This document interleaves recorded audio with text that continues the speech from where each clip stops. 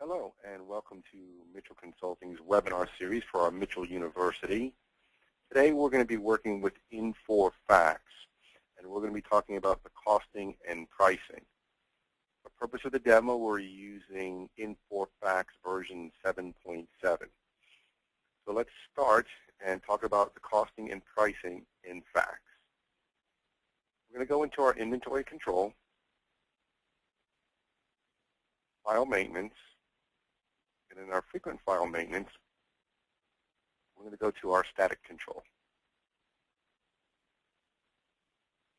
In here is our initial setup. So we see we have a tab for costing and pricing. So here we can establish the basics of the system.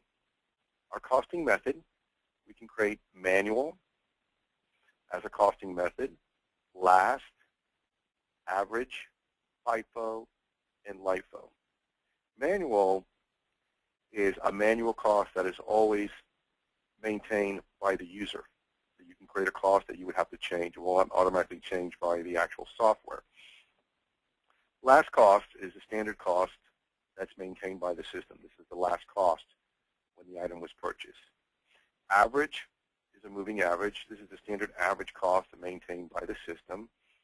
You have FIFO, first in, first out, and LIFO, last in, first out. So we can choose the one we want. For purpose of the demo, we're using LIFO. We can also determine how we want to do our layering. Since we're using a LIFO or a FIFO, we can actually layer the cost. In this case, the last in would be the first out. So the last PO receiving we receive, that would be the cost of the item as we sell.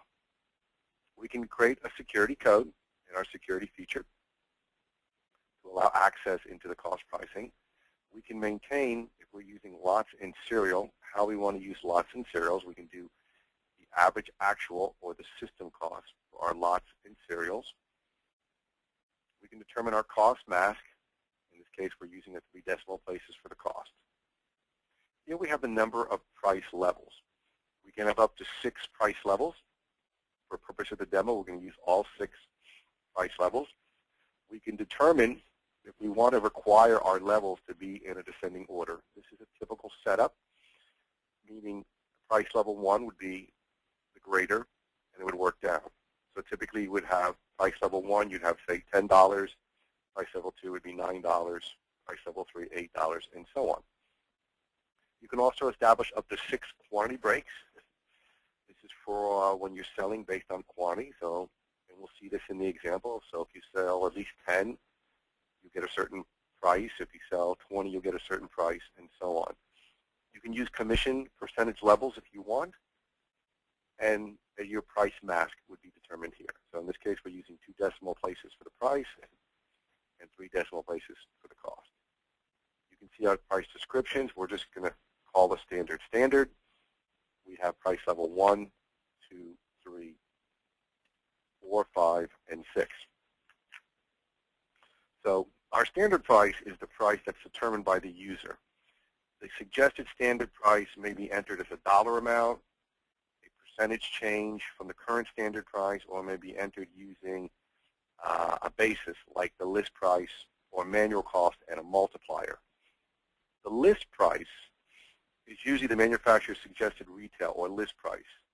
This price may be used when selling an item, but is generally used for setting up other price levels for the item. So for example, when setting up the price levels, each price level may be set up as list price times a number multiplier. If the list price is, say, $10, and the price levels are price level 1, $9.75, price level 2, $9.50, price level 3, $9.25, and price level 4, $9, the basis is the $10 list price. So we take our $10 list price and we have a multiplier. So price 1 would be 0.975 of the $10, giving us our $9.75. Price level 2 would be 0.950. So again, multiplying that by $10 gives us our $9.50, and so on. And that's how we normally would set up our price levels. So let's see that in the system. So we're going to exit this. And before we go into that, we're going to go into our inquiries, and let's look at an item that we're going to talk about today.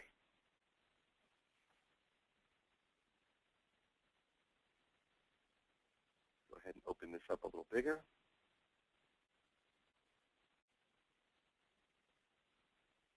Take our first item here,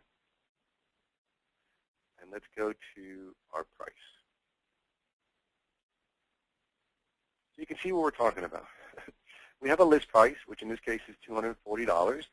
We can see the last time this price was changed, and that's what we're going to talk about today, changing the pricing. We can see our manual cost. Our manual cost, again, we're using a multiplier based on the list price, so we're coming up with this price right here. Then we have our standard. In this case, our standard price is the same as the list price. So our multiplier is 1. So we're multiplying the same. So our list price is $240, and our standard price is also $240. And like we discussed, we can have multipliers. So what we're doing is we're taking level 1, which is 95% of the list price. And again, this is our basis here. And you will see we're using our list price basis throughout the entire settings. So again, we just simply take price level 1 is 95% of 240, and so on. We have 90%, 85, and so on. So we can see that we're set up to do that descending order. That's how we set it up. So we're going from a large price down to a smaller price. We can see the quantity breaks. So in this case, if they buy at least 10, they're getting 95% of the list price. If they buy 25, they're getting 90%, and so on. The quantity breaks will override the pricing set up in the customer. So we can set customer levels. So typically in a distribution setting, we have our list price, which is our retail price. We may have price level 1, which is the distributor price. We may have price level 2, which is the manufacturer or wholesaler's price, and so on. So what we can do is we can set for our customer to always be, say, price level 2. He'll get the second level, or price level 1, and so on. We can always override that with quantity break. So here what we're saying, if the customer buys at least 10, or 25, or 50, they are going to get a price break based on quantity. And again, here you can see some historical information on that. So let's go ahead now and look at the screens that are involved. So we're going to go here in inventory, control. We're going to go to cost and pricing, and we have some information here. The first one is our suggest cost price entry. This is a manual way of doing it, of setting a price. This is typically recommended in the beginning. You can also create the suggested costs and prices based on a range of items. But you have to be very careful here, because if you set all your items and make a change, it's a global change. Once you create the suggested, you can erase it if you want to start over again.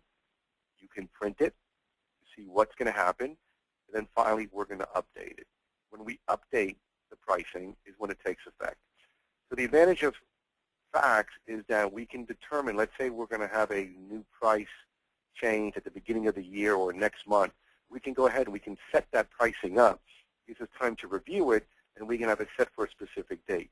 So when we're ready to implement, we just implement, and all the new pricing will come in. Let's take a look. Let's go to the first one. And let's see some information we have here. And again, we're going to be using our item that we have.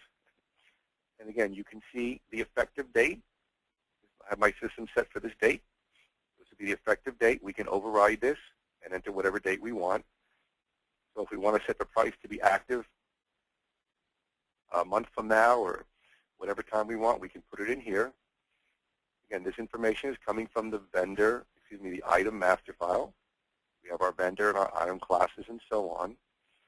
You can see here our units of measure. And again, we can see what we saw on the inquiry screen. We can see our list price. We can see our manual cost, which had a multiplier based on list price. And here we can do suggested cost. We can go based on list price with a multiplier. So if we do our list price, we put 1.1. We're going to see our change here. We can also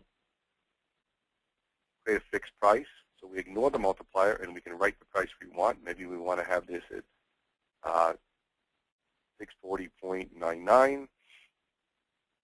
We want to do it that way, and you'll see the percentage change. You have the ability of changing between a fixed price and just using the list price as a multiplier for the suggested standard price. Down here, we can see some filters. So right now, we're looking at our standard price. Again, that's what we see up here if we want to make a change to it. So let's do our 1.1. You can see our new price is going to be $264. We can change that. We can come down here. We can also look at our price levels. So again, we see our price levels here on the screen. And you can see that all the levels are based on the list price with a multiplier. We have 95, 90, and so on. If you want to edit one of these, for example, we're going to go here. We're going to edit. And we're going to change the multiplier from 0.9 to 0.91. Again, you'll see the change that's going to occur. So we're going from this price, 216 to 218.40, so it represents our change here. Here we talked about the commission percentage. We saw from the infrequent file maintenance, we can change our commission percentage. Maybe we're having percentages for commission based on gross profit or on these price levels. We can do that. We can also go and look at our quantity breaks. Again, we can make any change. So what we're doing is we're making a change here. We're setting it based on this date. We're going to click Done. We're going to go to our Print Suggested.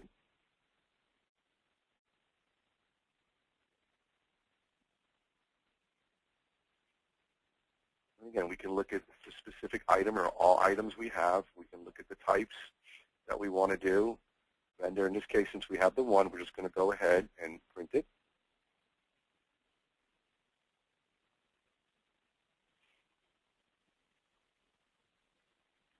And we're going to see here, open this up bigger, again, what we did. You can see that the effects we're going to do. We went into this item here. Again, we can see what we've changed. We changed this one here. This is the current. This is a suggested. What we did is we made a change. We made a suggestion to take our manual, and we're taking our price here to go 1.1. So we'll go to 264 with our percentage, and we can see the corresponding changes that we did here. So we would go here and we would update that. Again, you'll see here the suggested cost price record should be verified before updating, which we did. So we're just going to go ahead and make sure we're okay, because once we do this, we've updated. So we can see that we've updated the one item. Let's go back here.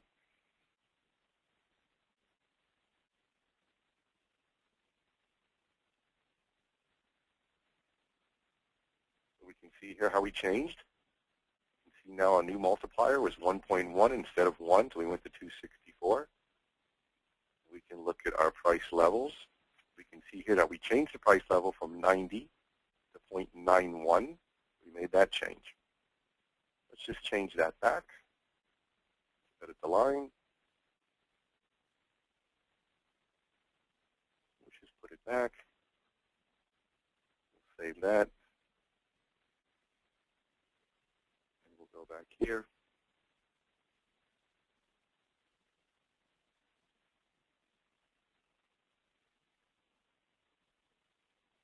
We'll go back. Just going to set it back the way it was.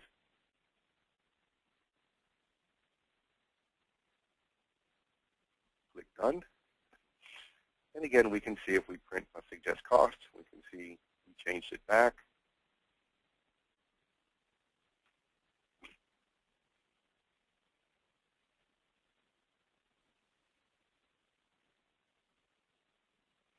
And again, we can see how the current now is the 1.1, the change we made. And we can see here that we changed it back. And we can see here that we changed it to 0.91, and we changed it back.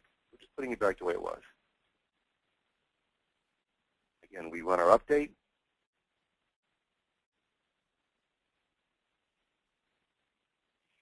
It's just letting us know that we should check everything first. We can see, we can enter a date. Because we can actually have these in different dates. We can set up maybe a line of items from one vendor with a certain date, and then we can set up another line with a different date so we can determine which dates we want to work with. So if we go back to our inquiries, we go back to our item inquiry, let's call up our item.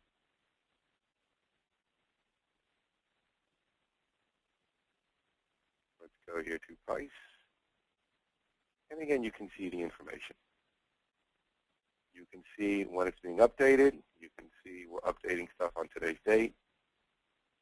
And we can see how we upped it and we actually put it back down.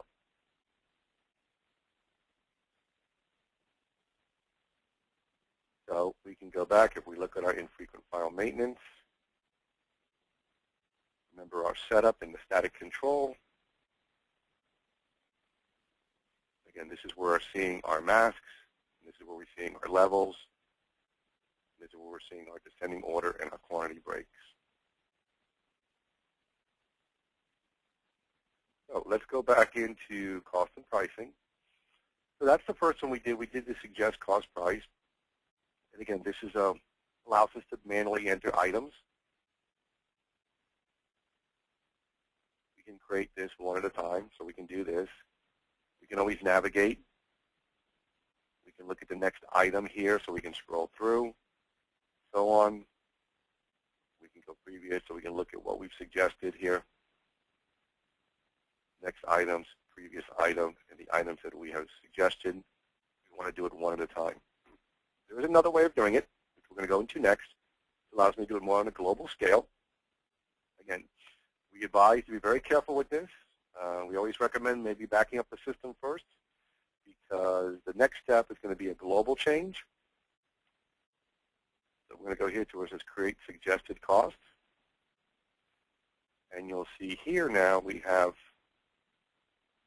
everything on one screen. And we have some options here. So again, we can select the order. Maybe we want to do by item. Maybe we want to do all the items that pertain to a certain vendor, all the items that are part of a certain item class or item price class, and so on. So again, we can go here and we can search. Let's just take that item.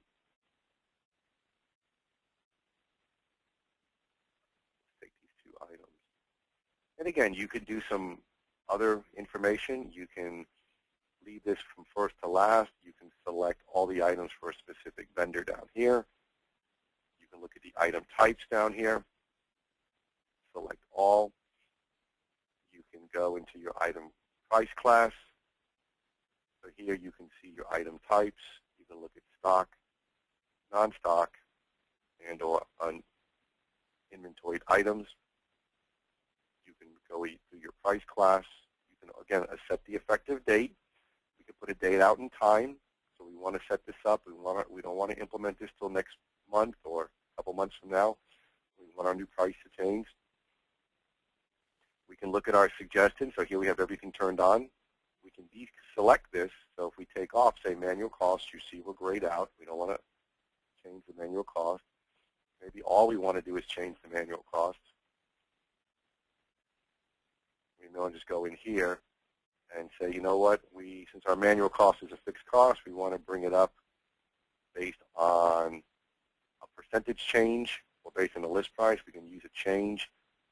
We want to increase our cost, say, by 1.15, like that, and so on. So again, here you can do the same principle, but what you're doing is you're not looking at a specific item and seeing that item's cost.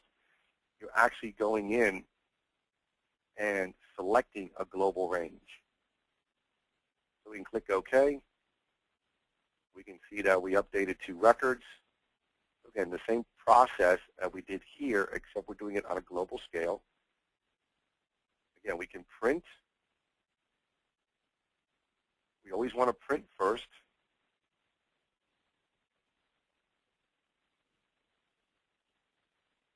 We want to take a look at what we've done. And you can see here we have our items, I-100, I-101.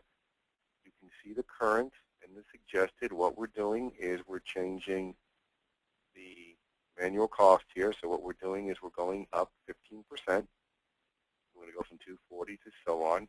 And you can see that this is a global change. In that screen, I did not see the individual prices for the items. What I'm doing is I'm just doing a percentage. I could have done the other way, but since I don't know all my costing, I just want to make a general assumption. I just want to increase cost above the cost across the board at 15%. So I put the 1.15 to accomplish that. And the same holds true. We would go in and we would run our update. Okay.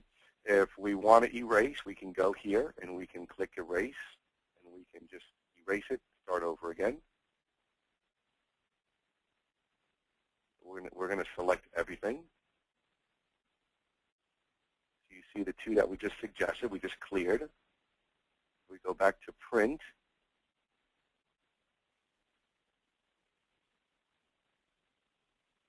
You can see that there's nothing to print. So what I did is I just got to a point where I just want to erase everything. So I can create and erase. So let's take a look at that again. Let's go to Create Suggested. So again, we can do our sorts. In this case, we're going to do our same thing. We're going to take item 100, and we're going to take item 101. So what we're doing here is we're going to take our manual cost, and we're not going to base it off list price. We're going to do a percentage change. So we're going to increase our cost up. And maybe we want to do the same thing with our standard. We want to increase our standard. We can do it based on that manual cost. We just want to do the same thing. So we want to increase this by 15. So we're just going to do that across the board. We're just going to update our pricing and our cost. You know, merchandise has gotten more expensive. We want to do something simple like that. We're going to click OK. Again, you can see we processed the two records because we're dealing with two items up here. If we print,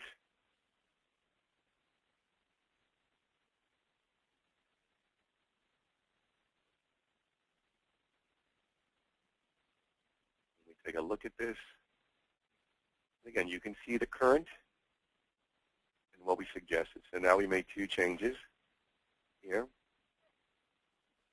So we went here and we took our manual cost up to 1.5, and we took our other costs and so on. You can see what was affected. When we run our update,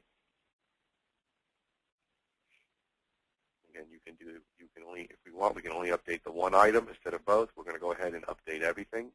But you can select here how you want to update. You may want to do it for all, but then update vendor by vendor. Again, gives you the flexibility. FACTS gives you that flexibility. Click OK. We can see that we updated our two records. We go to our inquiries.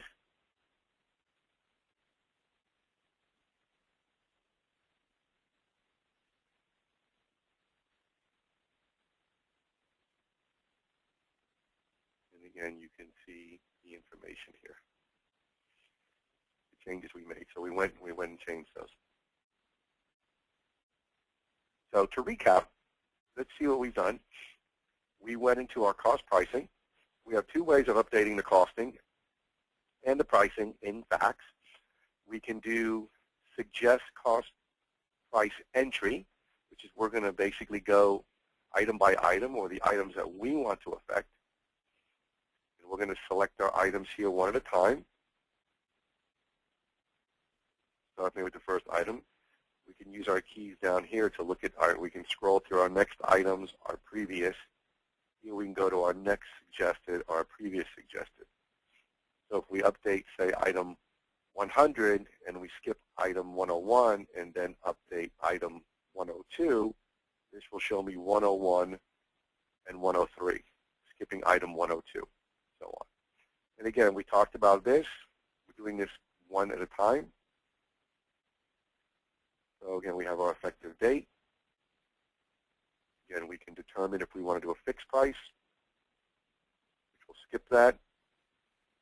We can go ahead here and do a list price and so on. We can, we're looking at our standard price down here. We can look at our breaks. You can see we cleared this one out. We can look at our quantity breaks. We have it here. So we can go to our standard.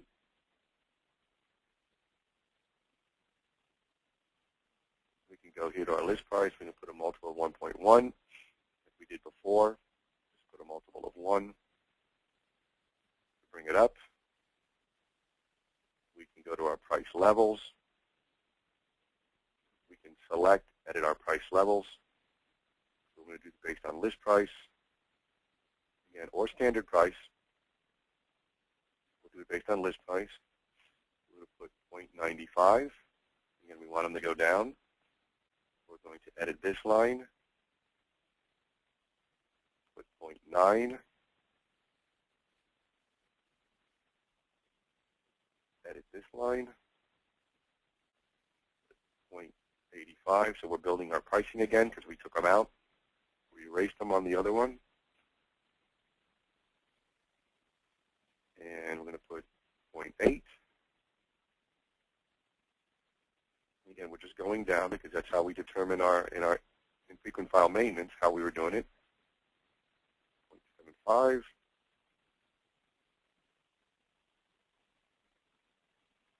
And 0.7. So you can see here that we've created our levels. You can see our current. We zeroed everything out. We can go here, and again, we're going to do our multipliers, 95, 90, working ourselves down. We click Done. Again, we can go to Print. Here we can take a look at it.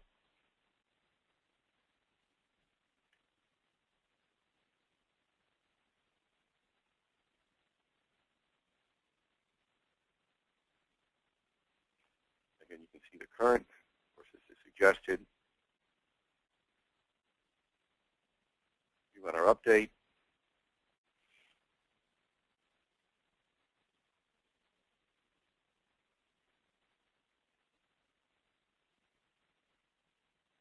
You see one item got updated. We go to inquiries, item inquiry.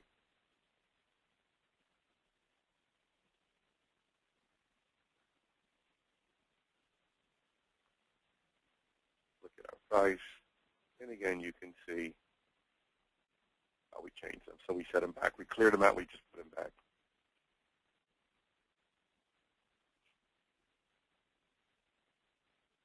Let's exit this. So let's recap what we went over today. We talked about in FACTS 7.7, the costing and pricing.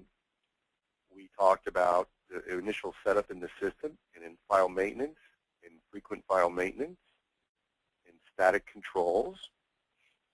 We have a tab to set up our costing and pricing. So we're saying that our global costing method for the system is going to be LIFO, last in, first out. We're also going to do our layering based on last in, first out. We can create a security code so people can't get into this. We determine if we're using serial lot, how we're going to handle it. We can see our cost mask is going to be 3 decimal places. Our price mask is going to be 2 decimal places, which we can choose. We can see that we're going to use all 6 level of pricing. We have them down here. You don't have to use all 6. You can use as many as you'd like. We're requiring a descent price level. So what we want to do is we want to start off with a high price and work our way down. We can use commission percentage levels. You saw that when we set it up. You can actually put commission levels based on that. If you set up your commissions for your salespeople based on price levels, you can see you can give them names. We're just calling the standard. And again, but we can go here and we can call this wholesale. Maybe we can call this retail, distributor, whatever we want to create the names. We can give them names. Everything else is done through the cost pricing. Again, the first screen allows us to select an item. As a manual function, we can go in here and we can determine what we want to change.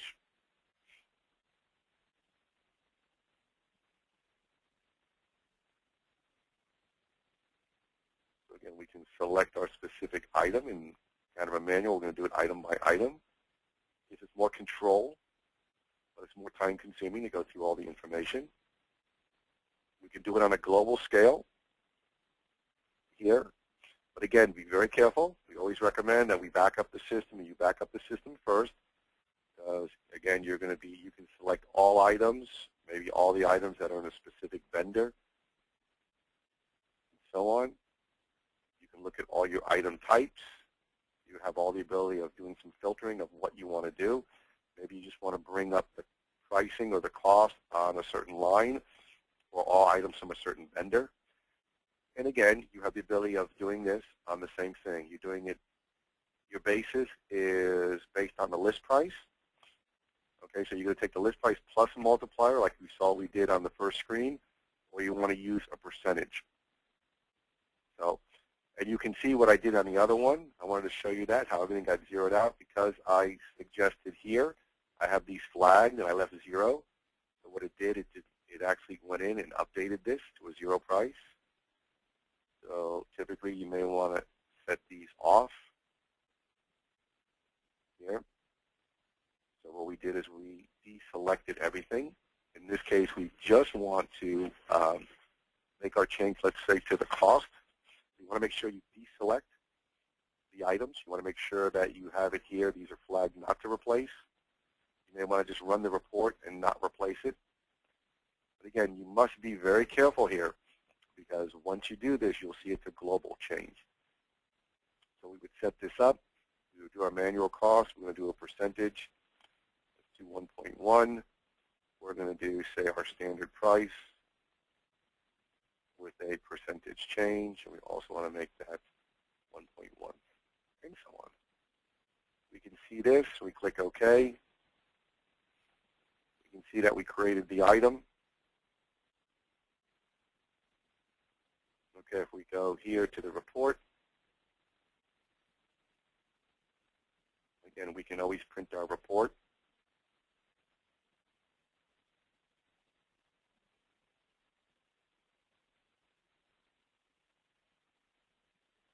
You can see here it grabbed the one item because I selected it based on a vendor. So here you see the item and the corresponding changes. Again, if we make any problems or any mistakes, you can actually go back and erase it here, and you can clear it out. So let's just clear that out. We don't want to update that. We're going to click OK. You're going to see that we just erased it. So now if we print, we'll see that we have nothing to update.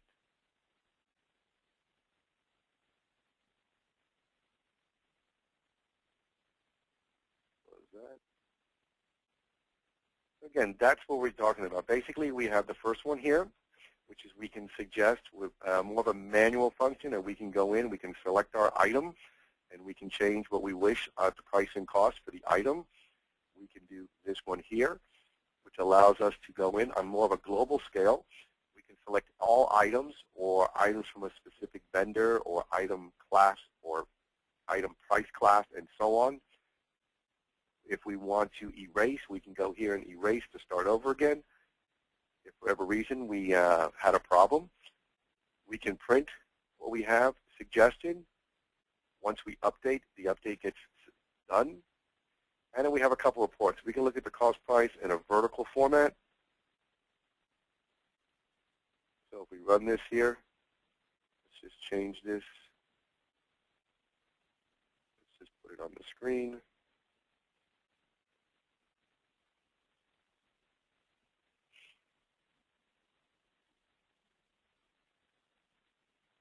again, we're just looking at it in this format. This way. Or we could do it in a horizontal format.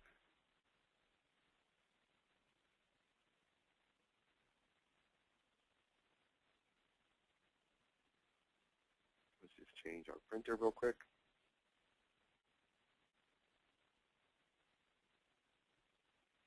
And again, whatever we like for printing purposes, we can do it in a horizontal format. So we have these two reports.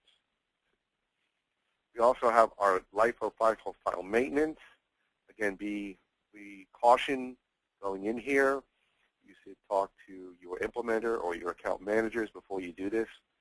But if there are issues, you can go in. If you're using the LIFO FIFO as we're doing,